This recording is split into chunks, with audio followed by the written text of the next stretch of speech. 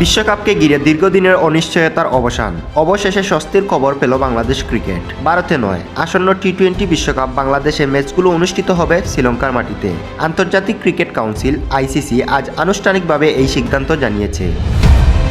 ঘটনার সূত্রপাত প্রায় এক সপ্তাহ আগে। ভারতীয় ক্রিকেট বোর্ড বিসিসিআই এর নির্দেশে IPL franchise Kolkata night Riders তাদের স্কোয়াড থেকে বাদ দেয় বাংলাদেশ তারকা পেসার মুস্তাফিজুর রহমানকে। শুধু দল থেকেই নয়, ফ্র্যাঞ্চাইজির সব ধরনের প্রচারণা থেকেও মুস্তাফিজের ছবি ও ভিডিও সরিয়ে ফেলা হয়। এই ঘটনার পরপরই কঠোর অবস্থান নেয় বাংলাদেশ ক্রিকেট বোর্ড। বিসিবির যুক্তি ছিল, যেখানে একজন আন্তর্জাতিক ক্রিকেটারের নিরাপত্তা নিশ্চিত করতে ব্যর্থ হয় বিসিসিআই, সেখানে কিভাবে পুরো বাংলাদেশ দলকে নিরাপত্তা দেবে ভারত। এই নিরাপত্তা শঙ্কার কথা উল্লেখ করে বিসিবি আইসিসির কাছে ভেন্যু পরিবর্তনের আনুষ্ঠানিক আবেদন জানায়। বিষয়টি নিয়ে একাধিকবার আইসিসির সঙ্গে বৈঠকে বসে বাংলাদেশ ক্রিকেট বোর্ড। তবে সময় যত গড়াতে থাকে, অনিশ্চয়তা তত বাড়তে থাকে। বিশ্বকাপ শুরুর সময় গনিয়ে এলেও কোনো স্পষ্ট সিদ্ধান্ত জানাতে পারছিল না আইসিসি।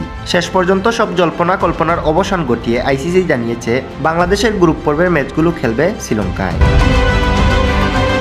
আসন্ন টি-20 বিশ্বকাপে বাংলাদেশ রয়েছে সি গ্রুপেতে। এই গ্রুপে লাল সবুজদের প্রতিপক্ষ হিসাবে রয়েছে সাবেক চ্যাম্পিয়ন ইংল্যান্ড ও ওয়েস্ট ইন্ডিজ। পাশাপাশি সহযোগী দেশ নেপাল ও ইতালিও খেলবে বাংলাদেশের বিপক্ষে। এর আগে ঘোষিত সূচি অনুযায়ী ইংল্যান্ড, ওয়েস্ট ইন্ডিজ ও ইতালির বিপক্ষে ম্যাচগুলো হওয়ার কথা ছিল কলকাতা ইডেন গার্ডেনে এবং নেপালের বিপক্ষে ম্যাচটি হওয়ার কথা ছিল মুম্বাইয়ের ওয়াংখেড়ে স্টেডিয়ামে। তবে নিরাপত্তাজনিত কারণে ভারতের কোনো ভেন্যুতেই খেলতে আপত্তি প্রকাশ করে বাংলাদেশ।